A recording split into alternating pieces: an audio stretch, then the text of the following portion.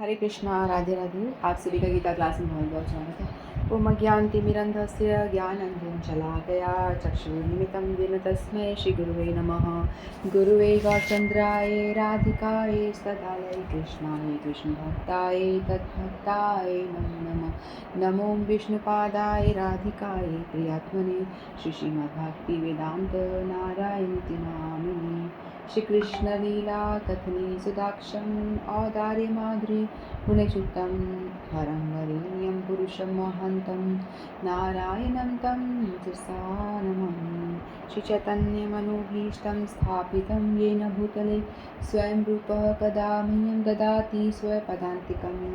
आजानुलम्बितभुजगङ्गावदातो सङ्कीर्तनायकपित्रो कमलायताक्षो विश्वम्भरो द्विजवरो युगधरं पालो वन्दे जगत्प्रियकरो करुणावतारो।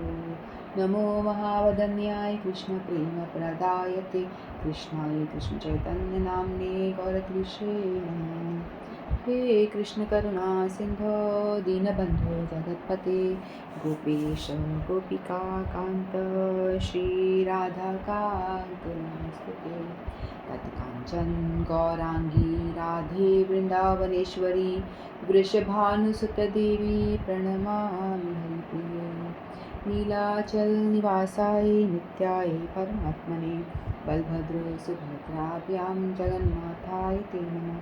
जय श्री कृष्ण चैतन्य प्रभु नित्यानंद श्री अद्वैत गदाधर शिवासादि गौर भक्त वृंद। हरे कृष्ण कृष्ण कृष्ण हरे हरे, हरे राम राम राम हरे हरे। हरे कृष्ण कृष्ण कृष्ण हरे हरे, हरे राम राम हरे हरे। मैं सर्वप्रथम अपने परम आराध्यतम गुरुपाद पद्म नित्य लीला प्रविष्ट विष्णुपाद अष्टोत्तर सत श्री श्रीमद् भक्ति वेदांत नारायण गुरु महाराज के श्री चरणों में अनंत कोटि दंडवत प्रणाम करती हूँ। तत्पश्चात समस्त रूपानुगुरु परंपरा के चरणों में मेरा अनंत कोटि दंडवत प्रणाम। आप सभी को मेरा यथायोग्य प्रणाम स्वीकार। हरे कृष्ण। तो हम सभी श्रीमद् भगवद गीता का अध्ययन कर रहे हैं और 11वें अध्याय में हैं। अभी तक हमने 48 श्लोक पूरे कर लिए थे और अर्जुन भगवान से प्रार्थना कर रहे थे कि आप अपना ये विश्व रूप है इसको हटाओ और अपना चतुर्भुज फॉर्म दिखाओ। ऐसा भगवान को अर्जुन ने कहा था। फिर भगवान ने अर्जुन को कहा था, हे पुरुषश्रेष्ठ, तुमने मेरे पूर्व इस विश्व रूप को तुमसे पूर्व मेरे इस विश्व रूप को किसी ने नहीं देखा, क्योंकि मैं न तो वेदाध्ययन द्वारा, न यज्ञ द्वारा, न दान पुण्य या कठिन तपस्या के द्वारा इस संसार में देखा जा सकता हूँ। मतलब इन सभी अनुष्ठानों के द्वारा भी मुझे कोई देख नहीं सकता। और तुम देख रहे हो और तुम कह रहे हो कि ये हटा करके अब मुझे देव रूप दिखाओ। देव रूप यानी चतुर्भुज रूप दिखाने की बात कर रहे हैं। तो भगवान कह रहे थे, भगवान अब कहेंगे आगे नेक्स्ट श्लोक में 49 में, माते व्यथा मां च विमूढभावो दृष्ट्वा रूपं घोरमिदृतममेदं प्रीतमना पुनस्त्वं तदेव मे रूपमिदं प्रपश्च। तुम मेरे इस भयानक रूप को देखकर अत्यंत विचलित एवं मोहित हो गए हो। अब इसे समाप्त करता हूँ। हे मेरे भक्त, तुम समस्त चिंताओं से पुनः मुक्त हो जाओ। तुम शांत चित्त से अपना इच्छित रूप देख सकते हो। तो अर्जुन ने प्रार्थना की कि आप अपना विश्व रूप जो इतना भयानक है इसको हटा दो और अपना देव रूप दिखाओ। देव रूप का मतलब चतुर्भुज फॉर्म से है उनका। तो भगवान ने अर्जुन की स्थिति देखी और भगवान कहते कि ठीक है, परेशान मत हो, डर मत। तात्पर्य पढ़ते।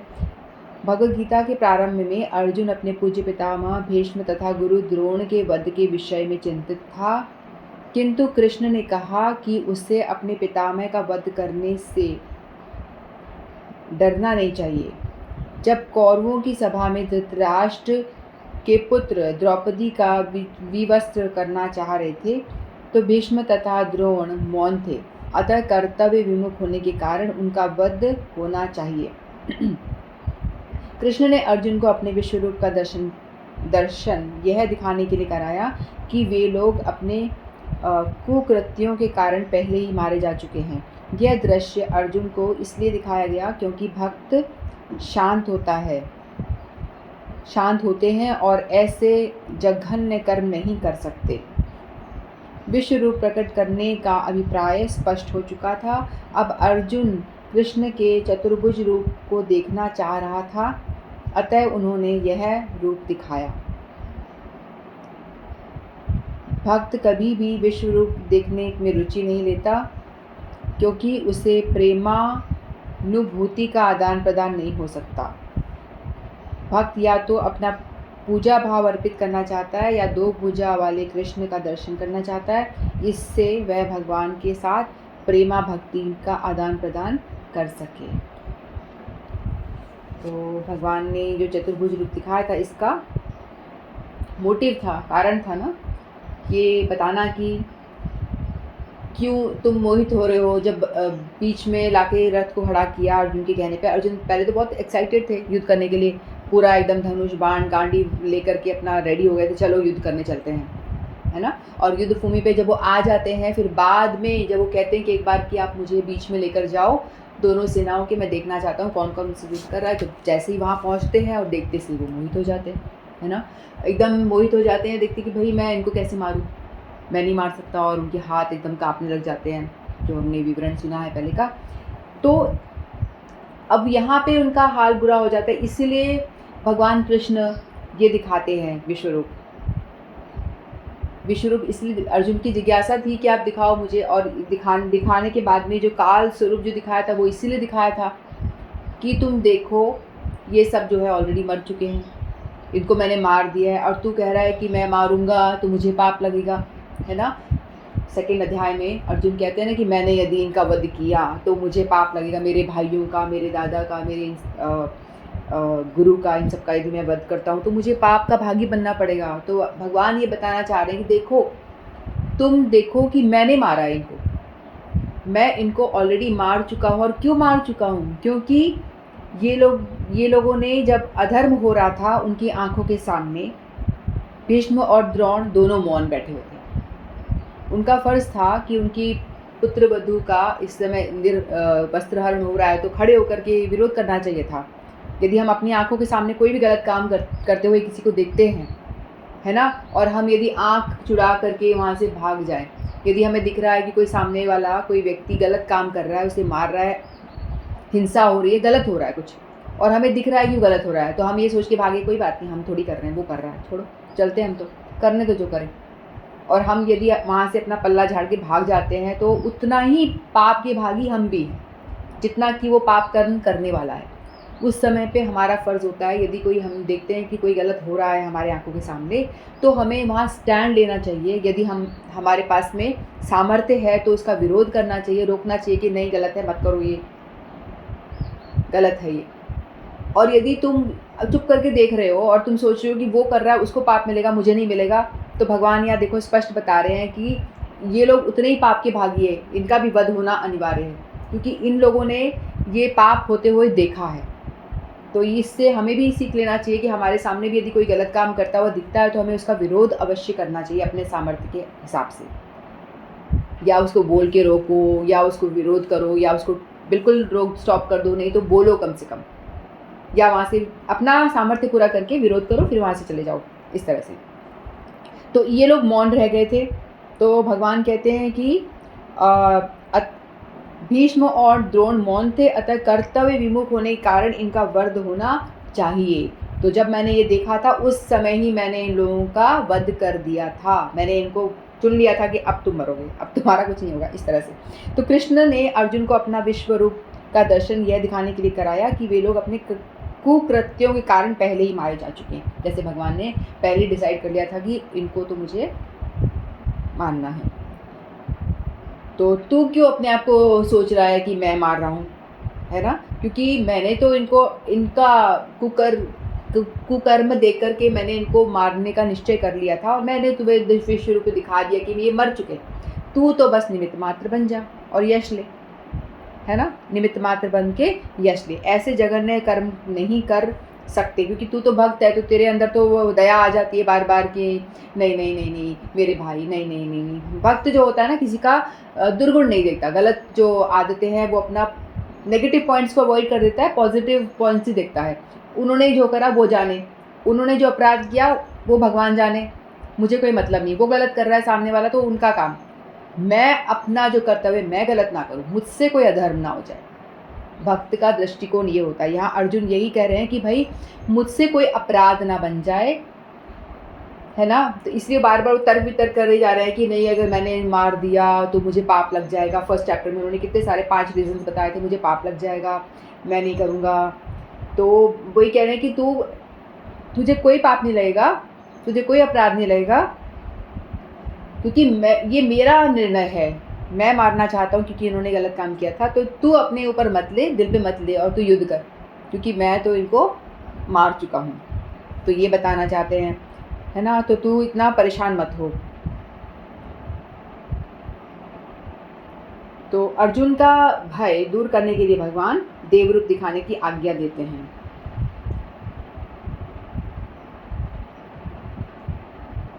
फिर इदम मम इदक घोरम रूपम दृष्टवा, इस प्रकार मेरे इस घोर रूप को देखकर ते व्यथा माम भवतु, तुझे व्यथा नहीं होनी चाहिए। भगवान कह रहे हैं कि जो मैंने ये रूप दिखाया, इसको देख के तुम्हें व्यथा नहीं होना चाहिए, तुम्हें परेशान नहीं होना चाहिए। ये व्यथा माम दृष्टवा लोका प्रवर्तितास्थाय, 11वें अध्याय के 23, 24, 45 इन श्लोकों में बार बार वो कह रहे हैं ना कि दृष्टवा ही त्वाम प्रवर्तितान तारात्मा। फिर बोला अदृष्ट पूर्वम हर्षितो अस्मि दृष्टवा, कि मैं आपके देख करके इसको बहुत ज़्यादा मुझे प्रॉब्लम हो रही है, मुझे डर लग रहा है। भय न च प्रवर्तितम मनो में, मुझे बहुत ज़्यादा भय लग रहा है। तो भगवान कह रहे तुझे डरने की ज़रूरत नहीं है, मैं प्रसन्न होकर तुझे दिखा रहा हूँ। विमूढ़ भाव च मा भवतु, और विमूढ़ भाव भी नहीं होना चाहिए।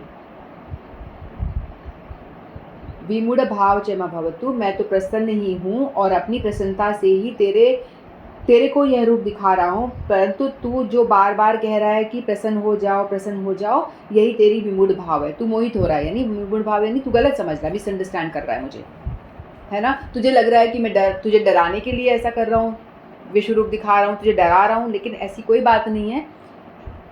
मैं तो प्रसन्न चित्त होकर के अपने भक्त की जिज्ञासा की पूर्ति कर रहा हूँ। मेरा भक्त जो मुझसे एक्सपेक्टेशन लगा के बैठा है, वही मैं सिर्फ कर रहा हूँ और उसकी हेल्प कर रहा हूँ, क्योंकि वो युद्ध करने में डर रहा है, तो मैं उसकी हेल्प कर रहा हूँ मेरे भक्त की, कि तू डर मत, ये सबको मारने में तुझे कोई पाप नहीं लगेगा, क्योंकि इन्होंने अपना गलत काम किया है, तो इनको मारना मेरा निर्णय है, मैं मारना चाहता हूँ।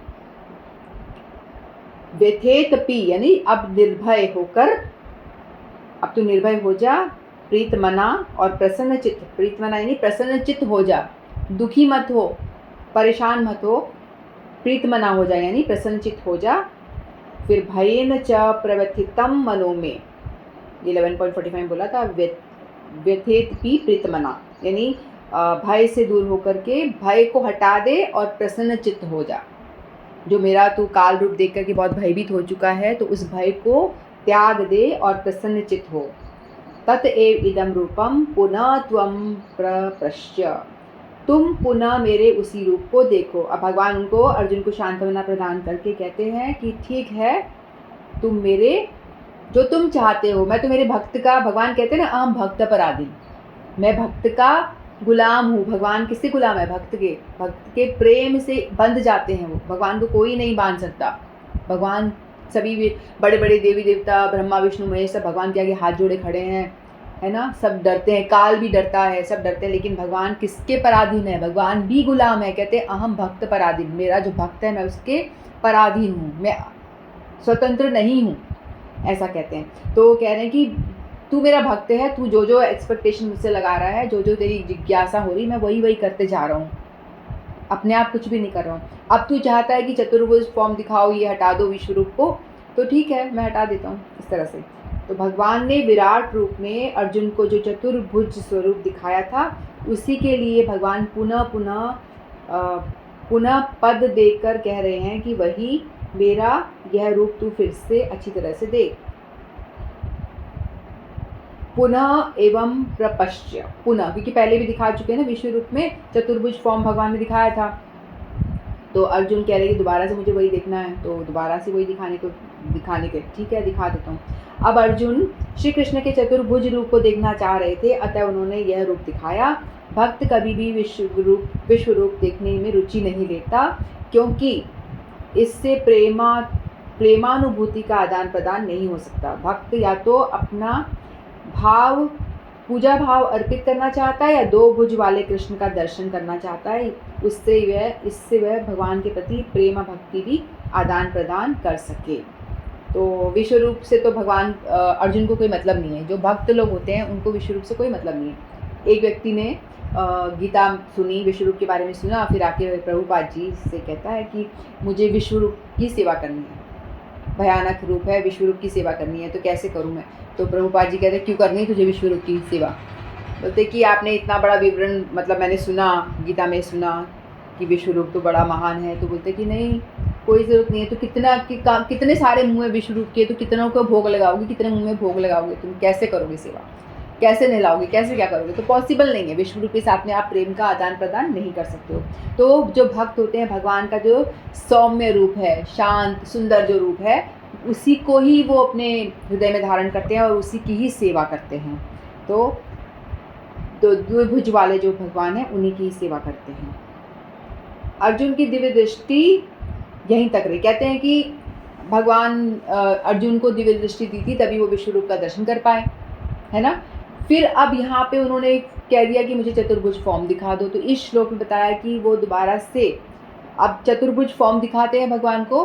भगवान अर्जुन को विश्व रूप को हटा देते हैं, फिर चतुर्भुज फॉर्म में आते हैं, फिर चतुर्भुज फॉर्म में थोड़ी सी देर के लिए आते हैं, फिर वो अपने द्विभुज फॉर्म में आ जाते हैं। क्योंकि अर्जुन ने यहाँ ऐसा नहीं बोला कि आप अपने द्विभुज फॉर्म में भी, यानी दो हाथों वाले फॉर्म में भी आ जाओ, क्योंकि ऑलरेडी वो भगवान के साथ अर्जुन दो हाथों वाले फॉर्म में तो थे ही, भगवान के साथ में तो बैठे हैं ना, सारथी बन के उनके साथ में कज़न के रूप में जो हैं वो ऑलरेडी दो हाथों वाले ही हैं वो। तो इसलिए अर्जुन ने ऐसा नहीं कहा कि अपने दो हाथों वाले में आ जाओ। अर्जुन ने कहा कि आप अपना देव रूप दिखाओ। देव रूप यानी जो वैकुंठ में आपका नारायण रूप है, वो रूप दिखाओ, चार भुजा वाला। तो अब भगवान ने पहले देव रूप दिखाया, फिर उसके बाद में दो भुजा वाला रूप दिखाया भगवान ने। पहले अर्जुन की विश्व रूप देखने की इच्छा थी, दृष्टुम इच्छामि, इसलिए 11.3 में, इसलिए भगवान ने अर्जुन को दिव्य दृष्टि दी थी। यहाँ अर्जुन की विश्व रूप देखने की रुचि नहीं रही। अब वो कहते हैं हटा दो भाई, नहीं देखना मैं, और वे भयभीत होने के कारण चतुर्भुज देखने की इच्छा करते हैं, इसलिए दिव्य दृष्टि की आवश्यकता नहीं रही, उनकी दिव्य दृष्टि चली जाती है। मतलब यहाँ 49 श्लोक में वो दिव्य दृष्टि वापस ले लेते, क्योंकि अब विश्व रूप देखना है नहीं, भगवान दोबारा से अपने साधारण फॉर्म में आ गए, तो दिव्य दृष्टि यहाँ पर इस श्लोक में वापस भगवान ले लेते हैं। तो अर्जुन का भय दूर करने के लिए भगवान देव रूप दिखाने की आज्ञा देते हैं। फिर 50 में क्या होगा? पूर्व श्लोकों में भगवान ने अर्जुन को जिस रूप को देखने के लिए आज्ञा दी, उसी के अनुसार भगवान अपना विश्व रूप दिखाते हैं, जिसका वर्णन संजय इस श्लोक में। अब यहाँ पे क्या होगा? अब नेक्स्ट जो श्लोक है संजय बताएंगे। संजय बताएंगे कि भगवान अभी क्या कर रहे हैं, भगवान अपना रूप दिखा रहे हैं, वो संजय वर्णन कर रहे हैं। 50 श्लोक लेते हैं। इत्यर्जुन वासुदेवस्तथोक्त्वा स्वकं रूपं दर्शयामास भूय आश्वासयामास च भीतमेनं भूत्वा पुनः सौम्य वपुर्महात्मा। संजय ने धृतराष्ट्र कहा, अर्जुन ने इस प्रकार कहने के बाद भगवान कृष्ण ने अपना असली चतुर्भुज रूप प्रकट किया। अब संजय ये वर्णन कर रहे हैं कि अर्जुन ने जब जिज्ञासा करी तो भगवान ने अपना चतुर्भुज फॉर्म दिखाया और अंत में दो भुजाओं वाला अपना रूप प्रदर्शित करके भयभीत अर्जुन को धैर्य बंधाया, है ना। तो ये बड़ा वर्णन जो है भगवान जो दिखा रहे हैं वो संजय कर रहे हैं। अब कृष्ण वसुदेव और देवकी के पुत्र रूप में प्रकट हुए, तो पहले वे चतुर्भुज नारायण रूप में प्रकट हुए, किंतु जब वे माता पिता की प्रार्थना की तो उन्होंने सामान्य बालक का रूप धारण कर लिया। उसी प्रकार कृष्ण को ज्ञात था कि अर्जुन उनके चतुर्भुज रूप को देखने का इच्छुक नहीं है, चूँकि अर्जुन ने उनको इस रूप में देखने की प्रार्थना की थी। अतः कृष्ण ने पहले अपना चतुर्भुज रूप दिखाया और फिर वे अपने 2 भुजाओं वाले रूप में प्रकट हुए। सौम्य वपु शब्द अत्यंत महत्वपूर्ण है। इसका अर्थ है अत्यंत सुंदर। जब कृष्ण विद्यमान थे तो सारे लोग उनके रूप पर मोहित हो जाते थे, और चूंकि कृष्ण इस विश्व के निर्देशक हैं, अतः उन्होंने अपने भक्त अर्जुन का भय दूर किया और पुनः उसे अपना सुंदर सौम्य रूप दिखलाया। ब्रह्म संहिता में कहा गया है, प्रेमान जंचुरीतम भक्ति विलोचनेन। श्लोक है, जिस व्यक्ति की आंखों में प्रेममयी अंजन लगा हुआ है वही कृष्ण के सौम्य रूप का दर्शन कर सकता है। विश्व रूप देखने के लिए तो हमें क्या चाहिए? दिव्य दृष्टि चाहिए। दिव्य दृष्टि के बिना हम देख नहीं सकते। लेकिन भगवान का जो सौम्य रूप बताया गया, सौम्य रूप यानी जो सुंदर 2 भुजाओं वाला जो रूप है, जिसमें कि मोर पंख, मुकुट, हाथ में बंसुरी, त्रिभंग रूप में खड़े हैं, है ना, और पीताम्बर धारण किया हुआ, ये सौम्य रूप देखना है तो उसके लिए क्या चाहिए? प्रेमांजन अच्युत भक्ति विरोचन, यानी आंखों में प्रेममयी अंजन, आंखों में आपका प्रेममयी काजल लगा होना चाहिए, तो ही आप भगवान के द्विभुज के दर्शन कर सकते हैं, जो कि अर्जुन के ऑलरेडी लगा हुआ है। यानी जो प्रेमी भक्त है, कहने का मतलब जो प्रेमी भक्त है, जो हमेशा भक्त के विषय में सोचता है, भक्त के विषय में भगवान के लिए ही जो करता है वो करता है, भगवान के मतलब हमेशा कृष्ण कॉन्शियस रहता है, जो हमेशा भगवान के विषय में ही सोचता है, भगवान की सेवा में निरंतर लगा रहता है, सतत चिंतयतो माम, भगवान का सतत चिंतन करता है, तो उनकी आंखों में क्या लगा होता है? प्रेम रूपी अंजन। तो वही कृष्ण के सौम्य रूप का दर्शन कर सकता है, उसके लिए दिव्य दृष्टि की आवश्यकता नहीं है। और ये अंजन जो है कोई भी लगा सकता है, आप भी लगा सकते हो। यदि आप भगवान की प्रेमा भक्ति कर रहे हो, हमेशा सतत भगवान का चिंतन कर रहे हो, तो बिना दिव्य दृष्टि लिए ही भगवान के रूप का दर्शन किया जा सकता है। बट शर्त ये कि सतत यानी कंटिन्यूअस, सांसों की माला में सिमरू में तेरा नाम, गाना है ना एक ऐसा कीर्तन, तो ये जिसका हाल है वो उसको तो हो सकता है, हम जैसों को तो पता नहीं कब होगा, या होगा भी कितने जन्म लगेंगे पता नहीं। तो ये बताया संजय ने। इति वासुदेव अर्जुनम तथा उक्तवा, भगवान वासुदेव ने अर्जुन से इस प्रकार कहकर, इति वासुदेव अर्जुनम तथा उक्तवा, तथा कहने का तात्पर्य है कि जिस प्रकार कृपा के परवश होकर भगवान ने अपना विश्व रूप दिखाया था, उसी प्रकार कृपा के परवश होकर भगवान ने अर्जुन को चतुर्भुज रूप भी दिखाया। भगवान अपनी कृपा, भगवान का जो विश्व रूप है देखने के लिए क्या चाहिए? कृपा चाहिए ना। भगवान की कृपा के बिना कोई नहीं देख सकता। इससे पहले बताया था ना यज्ञ से, ना तप से, ना दान से, कुछ भी कर लो, कोई भी अनुष्ठान कर लो, उससे तुम मेरे विश्व रूप का दर्शन नहीं कर सकते। अर्जुन को भगवान कह रहे थे, और तू कर पा रहा है और कह रहा है हटा दो इसको, मुझे नहीं देखना, मैं डर रहा हूँ। तो भगवान कहते हैं कि मेरे विश्व रूप का दर्शन सिर्फ और सिर्फ मेरी कृपा और मेरे जो प्रिय भक्त हैं उनकी कृपा से ही कोई कर सकता है। जैसे संजय जो कर रहे थे वो श्रील वेद व्यास जी की कृपा के द्वारा, यानी वेद प्रसादात, वेद के प्रसाद के रूप में उनको दिव्य दृष्टि उन्होंने प्रदान की थी, तो संजय जी कर पा रहे थे। यानी भगवान या भगवान के भक्तों की कृपा से ही दर्शन हो सकता है। या अर्जुन भी भगवान की कृपा के से विश्व रूप का दर्शन कर पाए, और उसके बाद में उसी प्रकार कृपा के परवश होकर भगवान ने अर्जुन को चतुर्भुज रूप दिखाया। फिर चतुर्भुज रूप भी कृपा करके दिखाया। स्वकम रूपम भूय दर्शयामास, इसका अर्थ है पुनः अपने रूप को दिखाया। पुनः अपने रूप को दिखाया यानी अपना रूप कह रहे हैं कि भगवान तो 2 भुज वाले भगवान खुद हैं, वो उनका जो विश्व रूप भी उन्हीं का रूप है और चतुर्भुज जो रूप है वो भी उन्हीं का रूप है, वो देव रूप है, सौम्य रूप है। तो वो रूप उन्होंने पुनः दिखाया। भूय कहने का तात्पर्य है जिस देव रूप चतुर्भुज को अर्जुन ने विश्व रूप के अंतर्गत देखा था,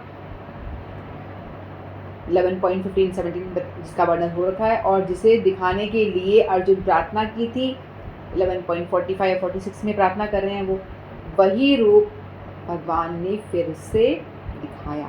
महात्मा पुनः सौम्य वपु भूत्वा, महात्मा श्री कृष्ण ने पुनः सौम्य वपु द्विभुज होकर, फिर भगवान ने चतुर्भुज के बाद में दोबारा से वो द्विभुज हो गए। सौम्य वपु का मतलब है अपना सौम्य सुंदर रूप, दो भुजाओं वाला जो भगवान कृष्ण का हम रूप देखते हैं, वो वाला फॉर्म भगवान ने फिर प्रकट किया, यानी अपने ओरिजिनल फॉर्म में जैसे पहले थे वैसे ही हो गए। वो पहले अर्जुन का रथ चला रहे थे, जिस फॉर्म में थे उसी फॉर्म में वो विश्व रूप, पहले विश्व रूप दिखाया, फिर चतुर्भुज हुए, चतुर्भुज थोड़ी देर के लिए, फिर फटाफट अपने वही रूप में सौम्य वपु द्विभुज फॉर्म में वो फिर से आ गए।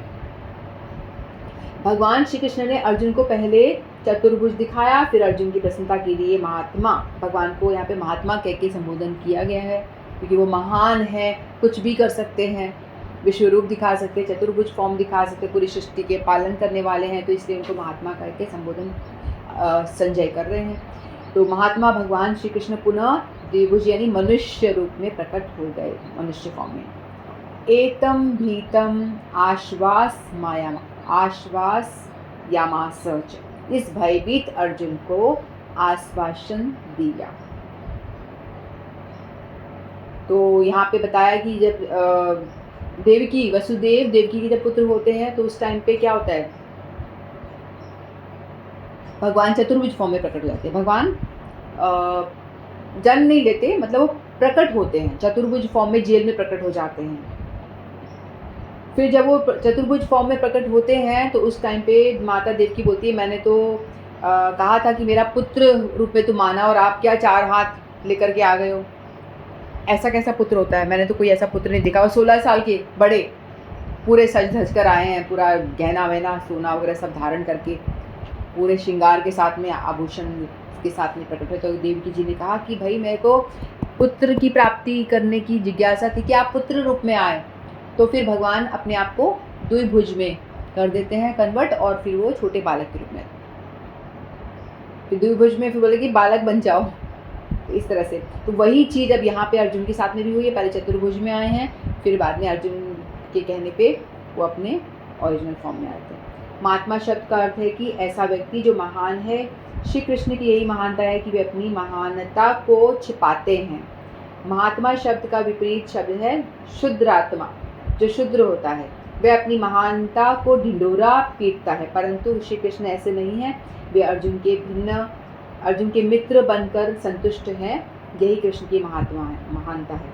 महात्मा यहाँ बताया गया, एक तो सब कुछ कर सकते हैं, विश्व रूप दिखा सकते हैं, वो है, और एक महात्मा का अर्थ ये भी है कि जो महान लोग होते हैं ना, अपनी महानता को हमेशा छुपाया करते हैं, है ना। जैसे हमारे गुरु वर्ग हैं, हमारे गुरुदेव हैं, उनसे जाके आप बात करोगे ना, तो वो कभी लेक्चर देंगे तो बोलेंगे मैं कुछ नहीं जानता, मुझे कुछ नहीं आता, और हमें पता है कि आपको कितना आता है। कभी उनका लेक्चर सुनो तो वो लेक्चर में बोल रहे होते हैं, मुझे संस्कृत नहीं आती, मुझे ये भी नहीं आता, मैं कुछ नहीं जानता, मैं आपसे आप लोग मुझे आशीर्वाद दें ताकि मैं कुछ भजन कर सकूं। मतलब इतने महान, जो महान होते हैं वो कभी अपनी महानता का ढिंढोरा नहीं पीटते, वो हमेशा अपनी महानता को छुपा के रखते हैं, सबके आगे दिखाते नहीं है। और जो शुद्र होता है, शुद्रात्मा जो बताया है, जो महान नहीं है, वो बोलेगा मैं महान हूँ, देखो मुझे इतने श्लोक आते हैं, देखो मैं इस लायक, वो अपनी महानता को ढिंडोरा पीट के बताता है। और यहाँ भगवान कृष्ण इतने बड़े होते हुए भी, असंख्य ब्रह्मांड के सृष्टा चलाते हुए भी, सब कुछ करते हुए भी, वो कह रहे हैं, वो भगवान कृष्ण के मित्र बन के भी वो संतुष्ट हैं कि मैं तेरा मित्र हूँ। और जो भक्त जिस भाव से रखना चाहता है वो उसके साथ वैसे रह करके बड़े प्रसन्न होते हैं, और कहते हैं कि हाँ तू मुझे अपना ये समझता है, हाँ मैं भी तेरा सखा ही हूँ, तू मुझे प्रीतम कहता है, हाँ मैं तेरा प्रीतम ही हूँ, तू जो मुझे मानता है मैं वही हूँ। तो भगवान को इसलिए महान कह रहे हैं कि भगवान कितने महान हैं।